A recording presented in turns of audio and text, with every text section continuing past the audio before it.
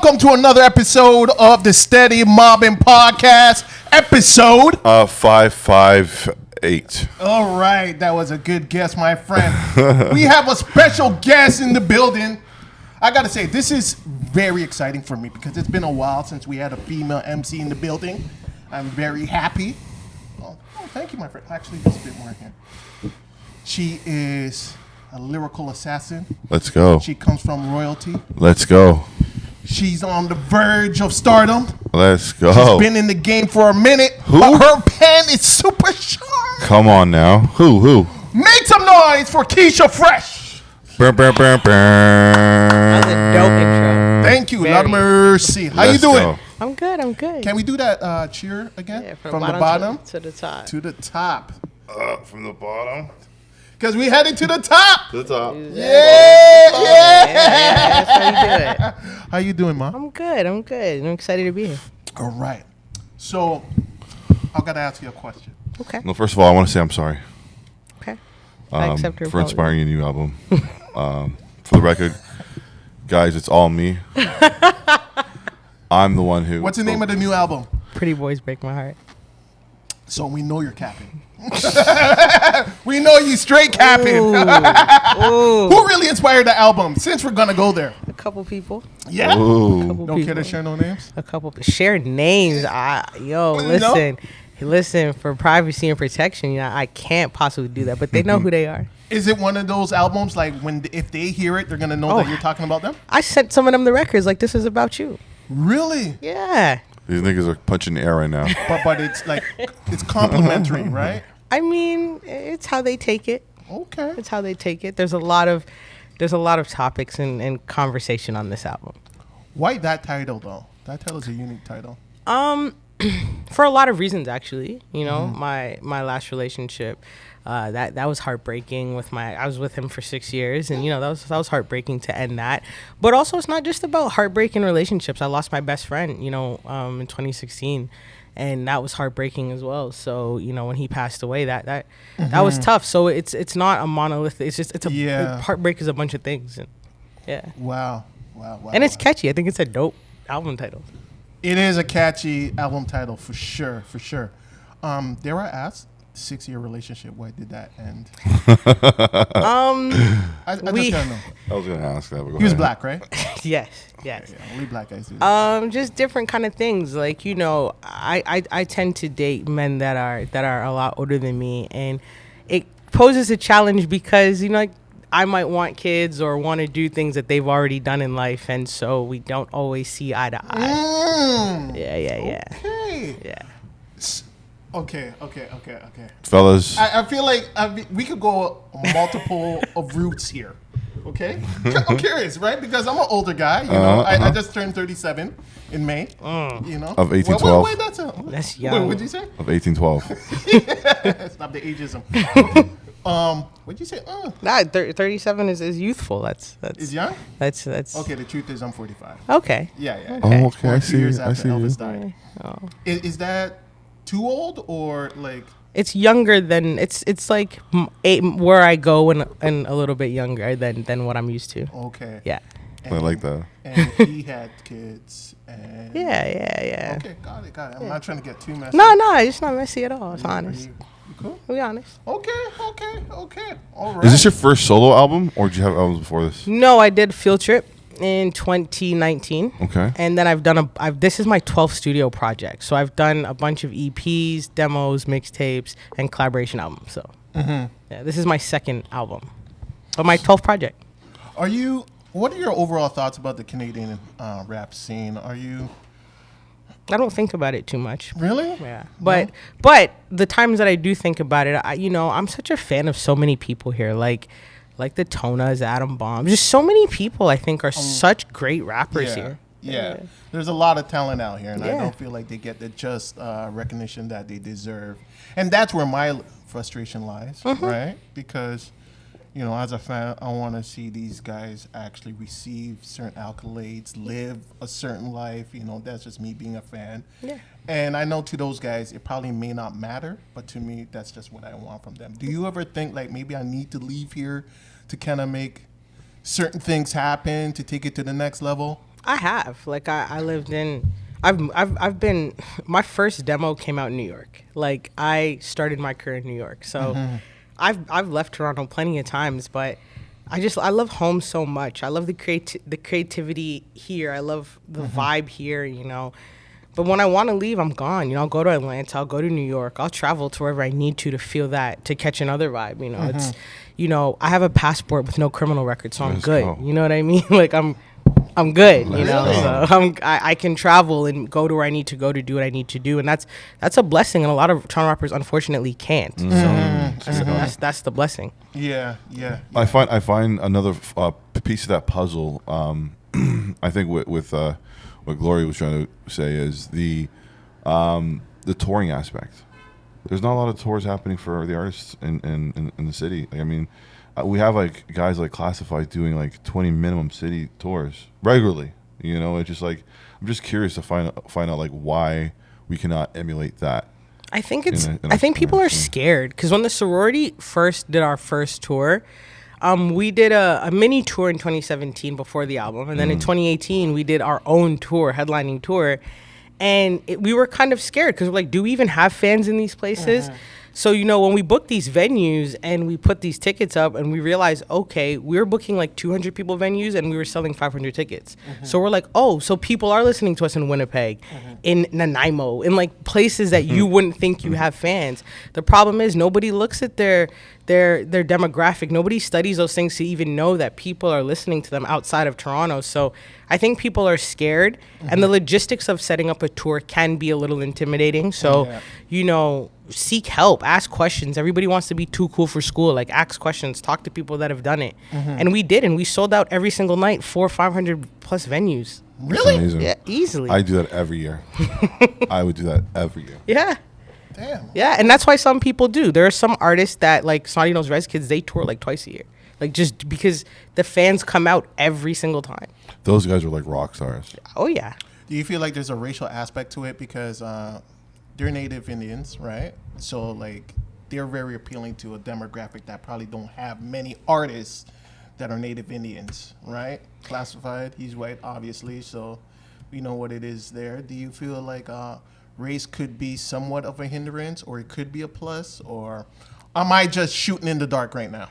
No, I think you're right. I think, you know, for so long, the Indigenous community in Canada has just kind of been shut out of everything, as we know. So I think it's amazing that they have these superstars like Jesus and Snotty Nose representing for them and giving them something to feel like they're a part of and be a part of. It's a community. And I love how the Native community comes together and supports those artists. Yeah. Like, we don't have that. We don't experience that. So I think it's great for them. Just unfortunately, you know, we don't experience that, you know, when it comes. A lot of times when we went to Vancouver and stuff, and that's where we were booked, a lot of our fans were, you know, natives. And I remember when we went to Winnipeg, like, it was just like Native women like coming up to us and giving us like things they hand beaded for us and just amazing stuff. And so it was like, okay, like, I don't know, it's different. It's weird. I want to ask you, like, the same question to you. Do you feel like race is a factor in terms of locking down certain cities and getting tours and just race does play a factor, absolutely. Yeah, for sure, 100%. All right. I just didn't want to sound like a racist. No, but it depends also on the content of the artist. Got it. And why the hell am I sinking? I feel like a toddler in this shit. And I'm like, you're going lower and lower, and I'm trying to figure like, that's what she said. It was a scene out of the lower. Spy Who Shagged Me, Austin Powers. I love going low. It's my favorite place. All right. Okay. That Stella's working wonders right now. All right. So, do you have a favorite song on the album? It changes every week, but right now, and I think like this is in the lead, just period, is a song called Control, aka Throat. I felt that in my loins. Goddamn, Throat. But I know you're gonna kill that song. Yeah, that song is it's exactly what the title suggests. So it's very, very like sexy, sexual. A singer named Vaughn sings the hook. He wrote it and sings it, and it's the inspiration behind that was fun. It was good. It's a good song, great song. Yo, okay, I'm gonna drink to that. All right. Yeah, absolutely. Cheers. How many songs are on the album? There are 10 songs and then an intro and an outro. When you shoot the next video, can we get an invite? Oh, yeah, for sure. Yeah. What do you think is going to be the next? Probably Cathedral with Tona. Okay. Yeah. Did you release that? That came out, yes, the 26th of July. Okay. Right. And I wouldn't mind an invite to the video shoot for Throat too. I'm just saying, it's just for research purposes. I'd like to be there for that. And I could also direct. So, yeah. Have you ever been in a rap beef? That you knew of? I wouldn't. She has. I wouldn't say so. No. No. That was a long pause. I think that there have been moments in time where people have thrown shots, but nobody, like, if you're not gonna talk directly to me, I don't really acknowledge that it's a So situation. they gotta say names. Yeah, like. Okay. What are your thoughts on the Kendrick Drake? I hate to like bring it up, but I feel like No, I mean, I gotta hear your don't thoughts feel on the same way everybody else feels about Drake in Toronto. Like, I feel like all of a sudden everybody hates him, and I've never felt that way. I'm a fan of Drake's music. And he doesn't owe me anything personally. I know a lot of artists from Toronto are like, oh, he doesn't do enough for us. Like, okay, help yourself. Like, I don't agree. I don't feel the same way as other people. They're always begging for something. Yeah, it's a lot of handouts and stuff that are, and that's just me personally. Like, they can feel how they want to feel. I don't feel the same way. Bunch of UNICEF kids, guy. Oh my god. But who do you think won? Who do I think won? Yeah. I think there was a battle, and then I think there was a war. And I think Kendrick won the battle. But I think in the long run, we'll look back at these moments and realize that Drake's a trillionaire. the biggest song of, this whole battle, and Kendrick's an amazing artist, as we all know. I just think that, Not Like Us is a great song. It's a dope record, but that's his biggest record, and it's about Drake. So it's like, who is the bigger artist here? So that's just how I feel about it. I do think Drake, he's Drake at the end of the day, and even after that, he broke streaming records again. So it's like at this point he's lapping himself. Got it. So it's kind of like LL Cool J versus Cannabis. Cannabis won the battle, but LL won the war. Yeah. Cannabis faded into black. Kendrick is cannabis. Oh wow. Well, listen, I didn't say it was that. an example. We're not saying that he is cannabis, but we're just giving an example to help people understand. This is a Pulitzer Prize artist. Yeah, this guy's a Drake hitter, by the way. I'm not a hater. I'm in the same boat as you. This guy's like, yo, I'm waiting for Drake's downfall, and it's documented. It's documented. A lot of people are, and it's interesting to me. Yeah, he says Drake all is a comedy, culture Drake. vulture, and he also said that he's tired of Drake taking from other genres and other artists and stuff like that. Just own it, man. Who says that? Own it. Just stand on it. I'm making him uncomfortable right now. I I already got enough phone calls. Please. Oh boy. Yeah. But when it comes to battle rap, like, do you pay attention to it, or you? I used to really love, but like last year I was on a bill, and the three headliners were me, Mathematics, and Loaded Lux. Oh shit! And when I saw my name with those two, I was like, first of all, Mathematics is one of Canada's greatest rappers. Yeah. Loaded Lux is my favorite battle rapper. Oh, That's what battle did he have with? Was it with Shotgun Shook? My favorite battle with him was obviously the one with Calico. When he brought out the funeral reception, like that was. It's the Harlem You brought swag. a funeral procession to the battle, like that's crazy. Yeah, it's the Harlem swag. Oh my god! Speaking of battle rappers, man, are you familiar with Pat Stay? Yes, rest in peace. Yeah, man, he's definitely one of my favorites, and it is so heartbreaking because I feel like he was on the verge to taking it to the next level. I feel like he was a complete package. And the reason I mention his name, because he's a Canadian legend, and we're talking about battle rap, just in case you do not know who we're talking about. Check out Pat Stay, R.I.P. Pat Stay. And he was a nice person. Oh, you met him? Yeah. I've met Pat, and he's a nice guy, and I think that kind of gets overlooked because people just see these angry battle rappers, but when you actually, they're real nice. Really people. nice, yeah. Nice guys, yeah. Yeah. So R.I.P. Pat Stay. I think it was jealousy that ultimately led to his demise. So you come from a very influential, should I say, family. I've been told. I heard. Just being modest. How did that influence your navigation in the industry? Like when you walk in a room and they find out that who you're related to, did you find that you got it easier in the room, or did you always have to fight for your space in the room? I don't really know. It's funny because like it's funny. My DJ Mel Boogie. So she's one of the most legendary DJs in the country, as everyone. We want you on the show, Mel Boogie. Yeah. Please.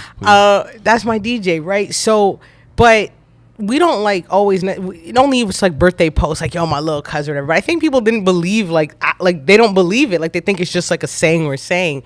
So I don't really think people necessarily kind of understood or believed like there was actual blood relation there. But when I first was kind of coming into the scene and some things kind of went really bad for me with the label I was with, I reached out to Rich London, who's also Juno nominated MC. Yes. And that's my cousin. And I reached out to Rich and I said, yo, Rich, like, I just kind of want some guidance and some assistance navigating this industry. It's really tough. And I was 16. And so to have Rich take me under his wing, but he always said to me, like, yo, I'm just not going to tell people you're my little cousin. Like, okay. I don't want that to overshadow what you're doing. Or, he said it could be a good thing or it could be a bad thing. And I don't want it. I just want you to be you. And I think we've all let that be the thing. Like Maestro never said, like, people only are now finding out Maestro and Mel Boogie, your brother and sister. Like, it was never a thing of like, this is my family, this is it was not something to do. Everyone stood on their own. We came into this industry on our own 2 feet and we did our own thing. And now that we're all like taking over and doing our thing, it's like, yeah, and by the way, that's my older cousin. Like, and by the way. So. How the hell are you related to all these famous people? Do you have, like, are you related to Wayne Gretzky too? Like, Ben Johnson? Like, what's going on? So Rich London, Mel Boogie, Maestro. And Keisha Fresh, that's the royal family. No, and I heard isn't there a news reporter in the family too? Yeah. My dad, his name's Ron Fanfare. Yeah, he's an award-winning journalist, Harry Jerome Award. Right. He's a famous journalist. So it's like, yeah, like it's Guyana's a small place. Guyana's a very small country. So, that's just kind of, we were all some Guyanese kids that came to Canada.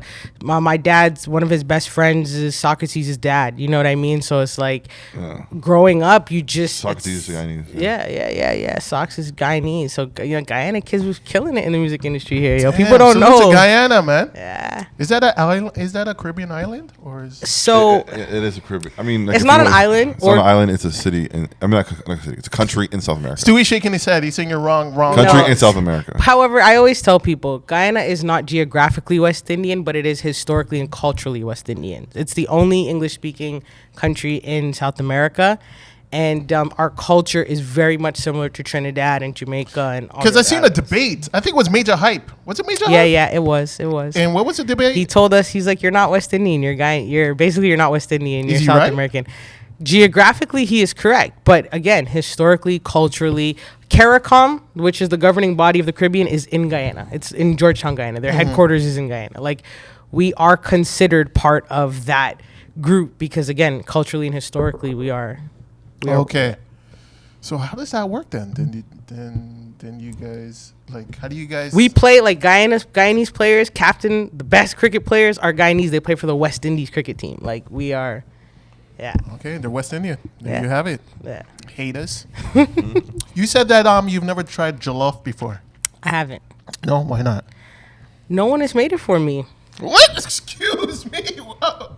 Somebody's gonna make it for you? Yes. Yeah. I need a nice Nigerian man to come in my life and cook for me. Like, fellas, are you listening? Just inbox her. I like where we're going right now. I have a big kitchen. Come cook. Yeah. Oh, and she, you see the flex right there? She says she has a big kitchen. Wink, wink. So somebody's gonna make it for you. Okay. Yes. Okay. So what have you tried? Like in terms of like international dishes? You've done some jollof, right? Never done jollof, but I've done so much stuff. My favorite food is Mexican. Like I love I confused the jollof. Fufu. That's the one, right? Fufu, yeah. I've tried it at a wedding. I believe I tried it at a wedding before. I think I did. When you guys described it, I was like, yeah, I feel like I've tasted that before. But as far as African dishes, I haven't really gotten, I don't feel like an honest, good African dish before, like an authentic one. Have you tried injera? Nope. Yo, she needs a Nigerian chef. Yo. Is that Nigerian? No, that's Ethiopian. See, Ethiopian? Okay. See? Ethiopian dish. Yeah. and I was told y'all got like Ethiopian. I don't know if you're Ethiopian. No, I'm Somali. Somali. Okay. I was told Ethiopia has like amazing food. They do. So. They truly do. You've tried oxtail though, right? Once in my life. What the hell's happening right now? Sorry? What? Once. I've had it once. Oxtail? Yes. Ooh, okay. Overrated. Because you're just busy with the chow mein. No, and all that. hold on a second. Hold on a second. Oxtail's Hold overrated. on. Let's It's relax. overrated. This is Have you tried oxtail before? groundbreaking, guys? What? It's overrated. It's Okay, overrated. did you guys catch that? Goat curry overrated. All right, overrated. Here's the thing: I don't eat meat, so I'm Okay. really like I've had it once when I was younger. I actually don't eat meat, so I wouldn't eat oxtail. But the time that I did have it, it was overrated. Where'd you get it from? Sunrise? No, No. twice is nice, I believe. And it's not no this to them. I just don't like it. Everybody loved It's an it. acquired taste, but when you acquire it, I it's won't like, acquire it oh. because I don't eat meat. Yeah, for sure. Yeah, Curry goat. I had that once too. Overrated. Is Jamaican cuisine just overrated for you? Curry chicken. No, hell no. How about jerk chicken? I don't like spicy food. God damn, but you listen, shoot down everything. No, but listen, I've had jerk chicken quite a bit, and jerk chicken is great. I love jerk chicken. So you say you like Mexican. What are you getting at a Mexican restaurant? I like authentic Mexican tacos. What are you topping it with? Me, I probably do shrimp tacos, cilantro, cheese, lettuce. Sometimes a corn medley, tomatoes, corn, just a little bit of a medley. And that'd be about it. I like my tacos not too wet. I like dry. No fish on it. I could do fish tacos. I don't mind. I like shrimp, but I could do fish. Yeah. But other than that, I like Italian food. Ooh. I love Italian food. Okay. Yeah. So back to, because you said you have a big kitchen. Yes. So, you meet this guy, you guys are vibing, you know what I mean, and he says, hun, you can have whatever you want. You just tell me and I'll make it for you. What are you asking him to make? I'm still waiting for a certain man to come make me ackee. Like a certain man promised me to come make me ackee, so I'm still waiting on that. So if you're watching, I'm still waiting on the ackee. How long have you been waiting? About a couple months. Yeah, he's not coming. Let's pass X about. Wow. But no, I've had someone cook me a real nice butter chicken one time. It was so good. Yeah. Really? Yeah. And they made it with not limited ingredient. They made it with peanut butter. And Butter chicken with peanut butter? Yeah, but it tastes. Is that You right? you would. You could use peanut butter or cashew butter. Yeah, the peanut butter. I'm like, I was concerned, but then when I ate it, it didn't taste the peanut butter, and they're like, yeah. So you saw the Jiffy go in the pot. You're like, what's this nigga doing? I was like, 'Cause what it are you makes it doing? creamy as hell. It makes Yeah, it so and it was so good. Really? 100%. Jiffy on meat? Jesus Christ. Yeah. Peanut butter is a used topping or sauce I didn't know that. for sure. I didn't know that. Okay. Wow. Physically, what kind of guys are you into? I don't have a type. You don't have a type? Nope. Personality? What would be a dating show, bro? Hey, listen. I'm trying to listen. She's a single girl. She's attractive. Who told you I was single? First of all, who told him that? How do you know this? Listen, let me. I'm a real private person. How y'all let know me dream this? a little bit. Okay? Me, I don't have a type. I don't really care what anyone, what you look like. You have to be funny. Like, make me laugh. I'm a silly person. You have to like video games. 'Cause I like video games. You have to Knock. play with me. Play video games. Play video games with me. I like sports, so you have to be able to talk about sports with me. I think that's important. And you have to give me my space. Like, sometimes I just want to be alone. Just leave me alone for a little bit. I gotta ask you a question. Over the last couple of years in Toronto and Canada, a couple artists came out, like the most weirdest artists, female artists. Now, before I move on, this is a 2-point question. Do you feel like have you transcended the female genre rap artist label, or do you feel like you're in the confines of being a female rapper rather than just being labeled an artist rapper? I think that lyrically, there's not many female rappers in Toronto that could box with me in the arena. Mm-hmm. And I'm not a cocky person at all. I don't say that lightly. I just think that lyrically, it's very few. It's like a handful, and I'm always ready to spar. So, Very well. Now, there's. I'm gonna name these artists. There's like one artist named. That's what I want to hear. Lion Core. You know what Lion Core is? That's easy. Lloyd Banks. Okay. Why are people like this getting like Name another name. on the internet? No, come on. That's the only name I got right now. I could say Chromas, but that's a different story. I mean, I always say there's an avenue for everybody, and people, there are people I've seen in the comments of some blogs that rate her. So I get. So you're just like, fuck it, let these people live. Let people live. I don't care what anybody does. Anybody, I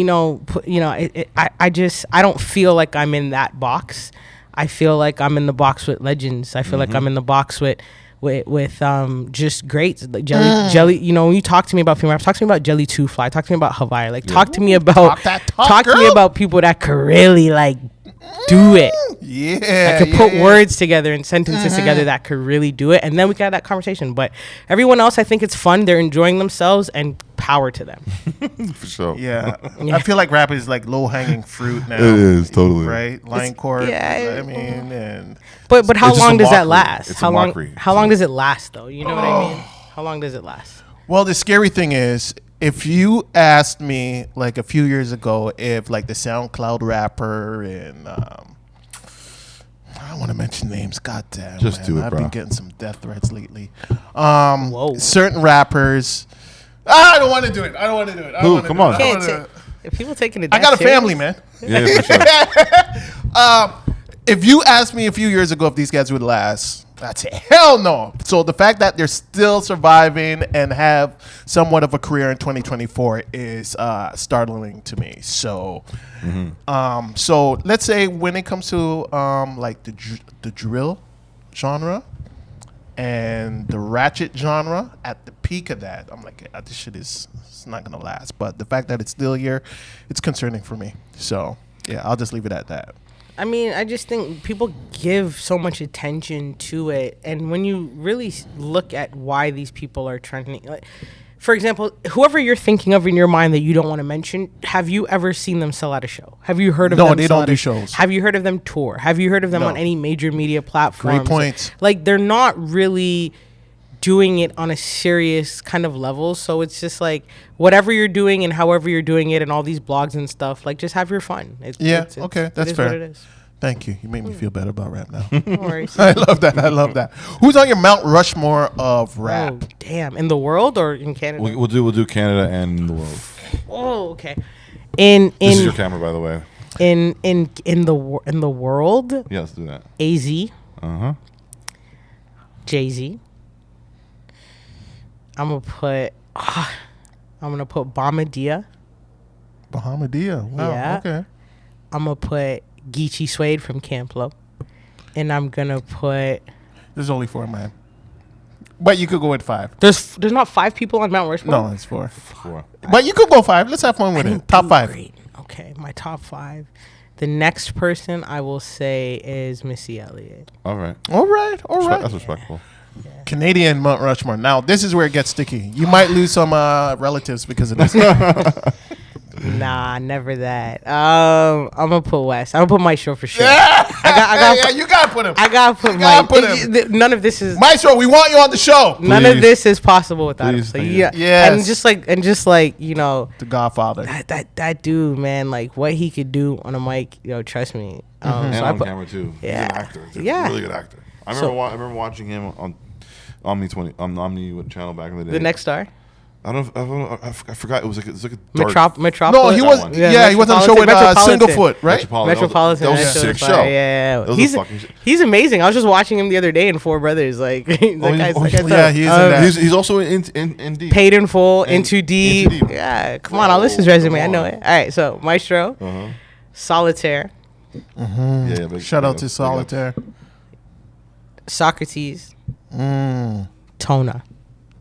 That's a solid. That's my solid 4. That's my okay. 4. Honorable And that's mention. obviously me leaving me out. You know what I mean? Oh, we also forgot you have your sister who's also used to work at CB24. I don't have a sister. I have 2 older brothers. Oh, older. Okay. Who are you thinking of?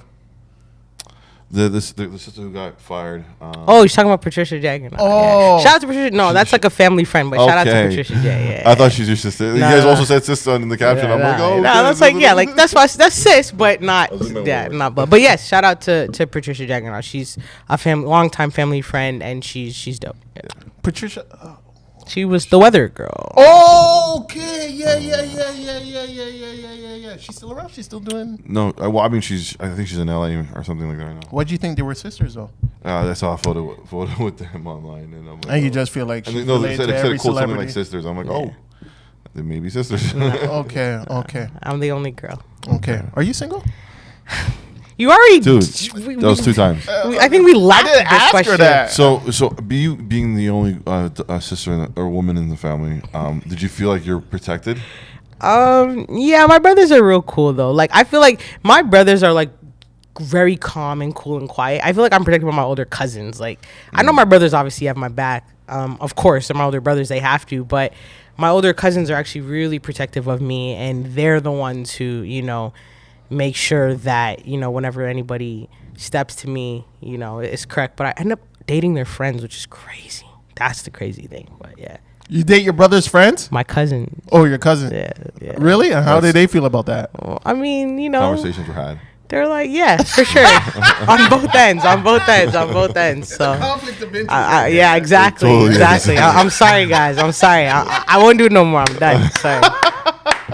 I'm sorry. Oh, Lee, I'm going to really listen to this album now because, boy, oh, boy. Yeah. Wow. Who's your inspiration? Come. Definitely Missy, I just like her creativity. Mm-hmm. But I'm also inspired by just, for example, Janet Dubois. She passed away. She was from Good Times. Yeah. Cab Calloway's R.I.P. daughter. I like creative people, and I like people who are not afraid to be them, because I'm like a shyer person. So I like watching people who are not, and they just own the space that they're in. So, I'm excited. Missy Elliott's coming around August 19th, and I got 1 ticket for myself to go, and I'm going to be there screaming my head off. Like, I'm excited. That's the best thing to do. Go by yourself. Yeah. Are you happy? I don't want no one talking to me. I don't want anybody distracting me. Like, I want to focus. So, yeah. Are you happy with the state of female rap currently? Sure. I'm not sad about it. Like, am I happy about it? Like, but I'm not sad about it. I think that everybody has their moment. I think there's a lot more female rappers striving than ever. You have people like Lotto, who I think is dope, and then on the other end of the spectrum, you have Rhapsody, who I think is dope. Rhapsody's dope. Everybody in between. You sound like Rhapsody. You have her voice. You have a really dope voice. You got the MC Light, Raw Digga, Rhapsody. You got a really, really dope voice. I have a question for you guys. When I talk, do I sound the same as when I rap? Okay, so there's this technique I learned from MC Light that, because when you listen to MC Light talk, she doesn't necessarily sound the same as when she raps, like just normal conversation. So when she does interviews and when she raps, she raps from a different part of her body. And when she explained that, it preserves your vocal cords so much better as a rapper. So I don't put so much strain on my voice when I'm talking. This is my normal voice, but when I'm rapping, it's a different bassier kind of voice. So I learned that from MC Light, and I did a show. I hosted a festival that she headlined in Connecticut a couple years ago, and she's like this tall, but such a powerhouse. Like really nice. So she has a powerful voice. Yeah, I really like her voice. Yeah. Are you single? I'm joking. Listen, can I have some fun? Oh my God, everybody's that's okay. Monday through Wednesday. Yes. Hey, that's the clip I was looking for. Yes. Okay. So what's next after this album's released? I probably want to go on vacation like I usually do. After I do a large body of work, I like to go away and disconnect from everything. And then I'll probably come back and do some videos and work on other stuff. I want to tour. I want to do some shows. Yes. Are you on a beach or in the forest? You know what? I was funny. I was thinking about it earlier. Bear or the man? I don't want to be in the forest, no. But I'm also don't think this next vacation is a beach one either. Like, it's probably going to be like Europe. Sightseeing. Yeah, something different. Yeah. Something. I might go to LA and just go off the grid for a bit. Or go to Paris. Not after this Olympics, no. Not after all this stuff. That the Paris is not thriving right now, so no. I know it's like a movie, dude. Yeah, no. Okay, so I want to ask you a very serious question. Okay. Are you single? No, I wasn't gonna do that. Just like your overall thoughts on, because I was debating somebody about, I don't know if we could talk about it, but just like the Tory Lanez situation and the treatment Meg has been getting from people online. I feel like there's a lot of sexism involved. And in person too, dude. It's really bad. It's really bad. Because the way people are sticking up for Tory and just bashing this girl who says she's got shot, I feel like it's crazy. And I feel like a lot of it's rooted in sexism. My comments on that are, I'm actually really surprised at some of the people that I know that are so intent on making this woman out to be a liar. I wasn't there that night. I don't know what happened, but I do know something for sure. You also weren't there that night. So whoever, like, you don't know what happened. So because none of us know what happened, there was a group of people that had to decide what happened based on the information they were provided, and they did. And at the end of the day, I really do pray for all those involved, but obviously I just pray for healing for Meg and for her to be able to get out of this situation mentally intact. And also for, Tory's young, he has a son, he has a young child. So, just having to grow up and see everything that's going on and be involved in that is obviously tough for this young kid. So I just wish everybody involved healing, and, it's just too much. People talk on things too much that they have no information on. And it's okay sometimes to just say, I don't have an opinion on that because I don't know. But in Toronto, everybody has an opinion on everything, and it's too much long talking. That's why, if you look at my Twitter, I just tweet about sports. I don't want to be in the conversation. I feel like a lot of opinions are based on gender. The fact that people just don't like Meghan for whatever reason, because the way they advocate for Tory, it is crazy to me. People never believe women in any of those kind of situations, so it's tough. So it's like, I have a lot of debates with people, and I feel like a lot of it's just rooted in just hate for females. Do you agree? All I know is that here we go with the political answer. All right, guys. Meg Thee Stallion was a pawn for the Illuminati. The Illuminati got. Okay, go ahead. I'm fucking with you. No, I'm fucking with you. It's crazy. I feel like these conversations need to be had. I know they're uncomfortable, but it's real. Okay. Illuminati's real too, dude. Laugh on Keisha. Okay, no laughs. All right. All right. The Illuminati's real Monday through Wednesday. So when is your record release party? It's an invite only party, so it's not a public thing, so nobody knows about it. Oh shit. Okay. All right, Stu, you're gonna have to cut this part of the interview out. But when is my record coming out? August 16th. August 16th? What day is that? Next week, Friday? Yeah. Okay. So you're part of the sorority. It seems like everybody in the alumni has found success, one way or another. And that makes me happy because I'm, those are my sisters for real. Like, those are really people that I think are top tier at what they do. And I'm just happy that after the sorority, I know a lot of us felt a little lost. Like, we didn't know what was next or where we were going to go. But I'm happy that everybody found their kind of place. Like, Lex be killing it on TikTok. Like, her TikToks, Lex Leosis? Yeah, hundreds of thousands of streams on TikTok. Hold on, who's in the sorority? Lex Leosis, Keisha Fresh, Hawaii Mighty, and Phoenix Pagliacci. Phoenix I'm not familiar with. Okay. All right. Phoenix did leave the group before. So she left, and then it was three of us for a while, and then we disbanded in November 2019. She's still doing music? Oh, yeah. Phoenix is killing. She just dropped an album called Dichotomy. Okay. She sings, she raps. A lot of people don't know. Like, when you listen to the sorority's album, a lot of those records, and those hooks were Phoenix. Phoenix wrote them and is singing on them and harmonizing everything. And so between her and Hawaii, like, the album, all of that singing and stuff they did. And we hijacked a lot. Like, there was this one particular hook, I believe it was Midnight, that it was part of Hawaii's verse, and it was so dope. We said we need to make that the hook, and Phoenix will sing it.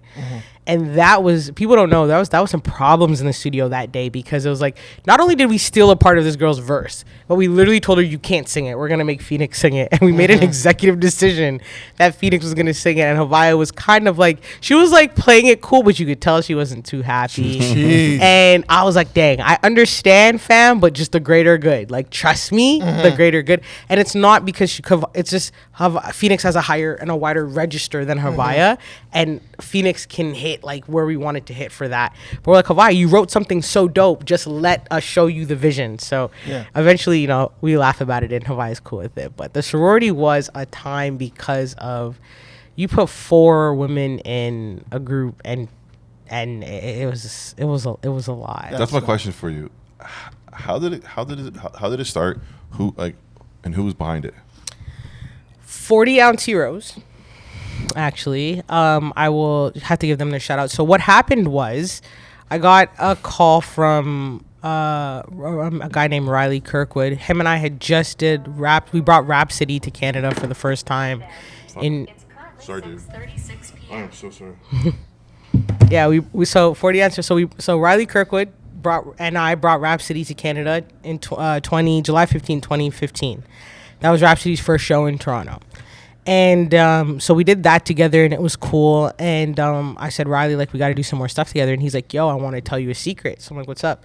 So he's like, I'm working with Team Backpack. And at that time, Team Backpack was like this big entity in hip hop that would do these underground hip hop kind of ciphers and put them out, right? Yeah. And it was like crazy.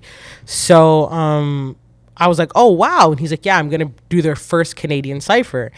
And it's going to be at the top of 2016. So I was like, oh, sick. Like, obviously, I got to be a part of that. And he's like, yeah, for sure. So then I think like January comes around 2016, and then I see a Team Backpack Canada cipher, and I'm like, bro, what the fuck? You didn't call me. Like, what do you said? He's like, Keisha, just be patient. I have something for you. So that first cipher was Raz Fresco, Claremont II, Flex Anti-Hero, John River, and I believe Kaio. I believe. And so that was the first cipher. And I was like, okay, this is super dope. But I was really mad. I'm like, bro, you should have put me in now. Like, why is it just guys? He's like, I got something special for you. So March comes around. It was like February 26th. And he's like, yo, in a couple days, in 3 days, we're going to shoot another Team Backpack cipher. I need you to have a 16. I'm going to send you the beat and come to this studio downtown at this time. So I was like, okay, cool, no problem. So I wrote my 16 to the beat he sent, and I walk into the studio. He didn't give me any more information. That's all he told me. He didn't tell me who was in it, nothing. So I walk into the studio now, and I see Phoenix and Lex. I didn't know Lex. I knew Phoenix, but I didn't know Lex. So, I was like, okay, nice to meet you. Lex is in all black. Phoenix is in all black. I'm in all black. So we're like, yo, like, why is everyone in all black? I'm like, I don't know. I just always wear black. Like, this is my uniform, right? It was in black. So they're like, okay, cool. And then next, right behind me, the door opens, look back, it's Havaya. So I had known Havaya, never met her, but I just known her from online and stuff. So I was like, oh, shoot, like, okay, cool. So like, yeah, you guys are going to do a Women's Day cipher for International Women's Day, and it's going to come out March 8th. So this was like March 2nd we filmed it. So we filmed the cipher now, and everything is cool. And I remember, to decide the order, they said draw a number from a hat. So they put 1 to 4 in the hat. I drew number 2. Lex drew number 1, whatever. Lex was like, oh, I don't want to go first. So in my mind, I'm like, yo, I want to go first. Because I know that if people watch this, at least they will watch my part. And I'm like, and when people post it, my name is going to show up first. So I'm like, yo, I'll go first. So I switched with Lex.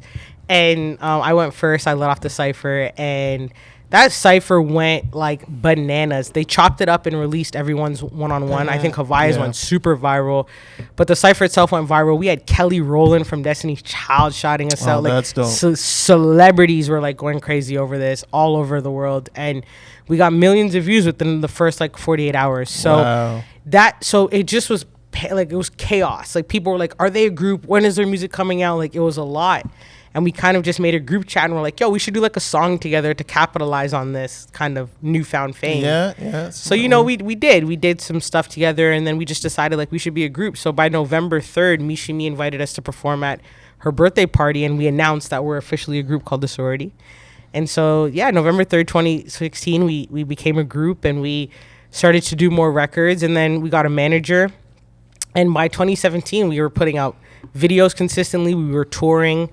We were doing every single thing that you would think a new group should be doing, but on a high level. I mean, we had the biggest platform supporting us. Team Backpack was still supporting us. They were posting all of our stuff, continuing to go viral on other stuff.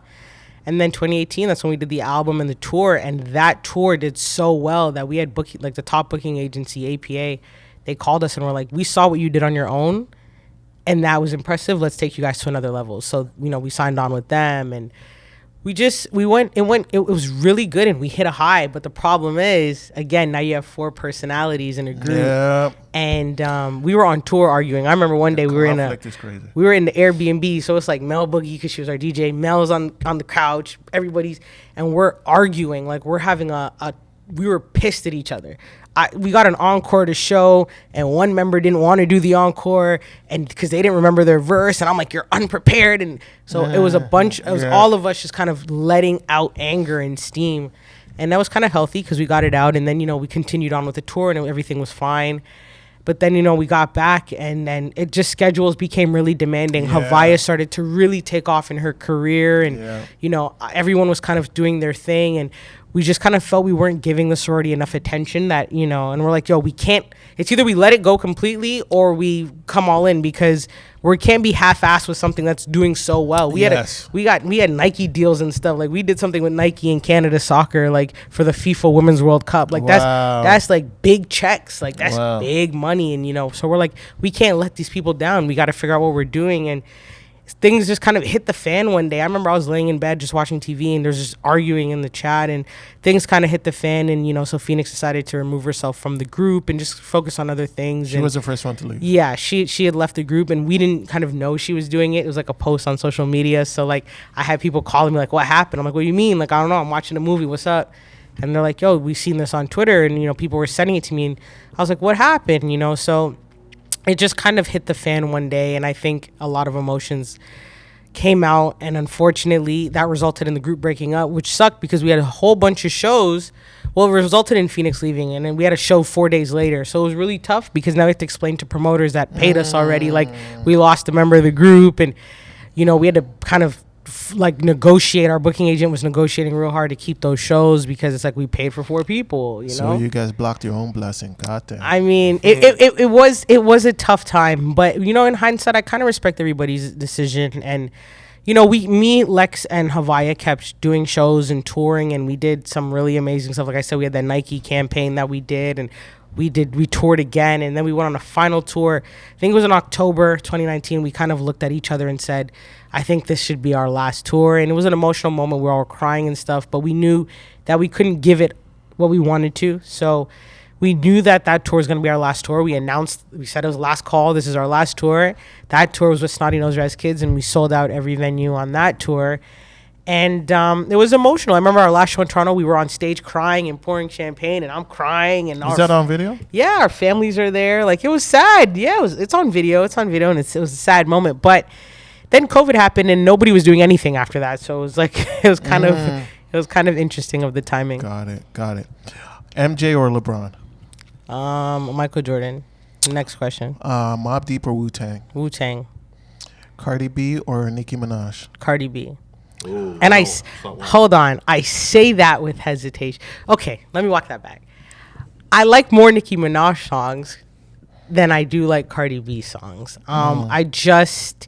Lately, the energy that Nicki's been giving is not my favorite energy. But is it because her spouse? She too bad mind. I mean, petty. It's just, I don't. Miserable. Oh my gosh, no. It's her spouse. I don't know. I just Cardi B she's so cute, and she's real. She's so Cardi, and she seems more relatable. Your Love by Nicki Minaj, one of my favorite songs. She's dope. Yeah. Kamala Harris or Donald Trump? Kamala Harris. Next question.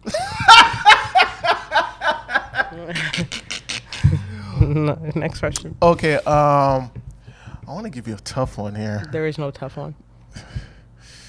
There is.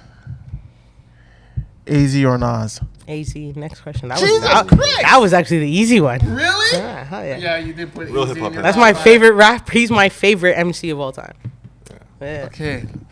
Let me think of one. You're a sports girl, right? Mm-hmm. She got that in there. New York or Blue Jays? Yankees or Blue Jays? There you go. I'm not a sports guy. If you haven't known yet. Yankees. Yankees? Mm-hmm. Goddamn! She's not even going with home team. Help me out here. Let's get. Okay. Let's. Okay. Who would you recast as Black Panther? Who would I recast as Black Panther? Yeah. That's not a tough one. It's a good one because there's like a few people that I would do. Damn. I'll go first. You know who I would choose as Black Panther? Stephon James. Stephon James. Who is he? You gotta Google that. You shouldn't. And that's the problem because Stephon is homegrown talent. Just got a star on the Oh, Scarborough Walk I know of who you're talking Fame. about. Legacy Awards? Yes. Yeah. I would cast Stephon. Look at that. brother here? Yeah. I'd cast the. All right, I'd Stephon cast that. James. That's home team, baby. We want you on the podcast now that we know who you are. That's home team. That's home team. I can see it. Steph or Shamir. Actually, they're two brothers, and they both would kill it. So shout out to them. I can see it. Shamir actually would kill it as. Yeah, Shamir. What have you guys Whoa. seen John Wick? Murder. Ooh. He'd work. Yeah, he's Sham's the only one who almost killed John Wick too. Yeah. If You ever see? seen the movie. Yeah. See? If you ever seen the movie, Yeah. He was the only one close enough. Spoiler alert, by the way, guys. If you haven't, spoiler alert. You must have seen it by now. Oh, I got a tough one. Yeah. Morris Chestnut or Method Man? Method Man. All right. I'm confused why you thought that was tough. I don't know, because it's a debate. You know, I see. know. I pay Ma- attention to what the women are driving. Method Man. Method Man? Yeah, that Or- man is aging like. Ooh, good. Yeah, what about Morris? Morris is good. Is he was always been fine his whole life, but Meth is aging as if God put his hands on him himself. Yeah. Do you think Beyonce is the age that she's saying she is right now? I don't know. Oh yeah. No. Do I think? Yes. Like, yes, I believe Beyonce's her age. Yeah. So the reason why I say that is because if you know her first single with Destiny's Child, she was telling us she was 16 at the time. Do you think? So what's a conspiracy now? Like what's going on? So how old? So how old are they saying she should have been at that time? She should have been like 19 at the time, or 18 or something like that. So people are saying she shaved a few years off of her age. 4 or 5 years. So she's saying she's what, 42 now, and she's really 45, 46? Closer to 50. I didn't even know that was a thing. If Beyonce says she is that age, I believe her. I believe her. So if you were to make the Canadian hip hop landscape a perfect utopia, what would you do to it? I would definitely have less funding for established artists and more accessible funding for just everyone. I think the genre of hip hop in itself, funding is really inaccessible. As much as these entities want to say like, "Oh, the money's available," it's the percentage of hip hop artists that get this kind of money is very low, and that's stats. That's not my opinion. So I think we need more money distributed just specifically to urban music, so hip hop, R&B, reggae, and all that stuff. I also think we need more awards and recognition that centers around the genre of music that is the most popular genre of music in the world. Like I truly believe that it should be celebrated a lot more than it is, and it's not. And unfortunately, that's discouraging because we work so hard on what we're doing, and to be fighting for one or two local award is real tough. It's tough. So I think more recognition. We used to have stylist awards and all these awards, and I wish those things, kind of came back without the politics so that more people can be recognized. And Juno's going to air the hip hop awards. It's sometimes they do, sometimes they don't. I do think that, again, this is the biggest genre in the world, and we should be putting a little more emphasis on it. You were at the Hip Hop 50, right? At the Junos? Yeah, was it? Yeah, the Junos. Yeah, what was that? I was What was that literally experience? on the background. I know, I didn't watch. mean? I'm sorry. I was on the background, It was dope. Mel Boogie was one of the people helping put that together, and the script was written, with Gemini, and some really great. Rich Kid was a part of that. Some Salute to really Rich Kid. great people were a part of putting that together, and I hear criticism about it, and I always say, if they had an hour or 2 hours to dedicate to this, it would have looked different, of course.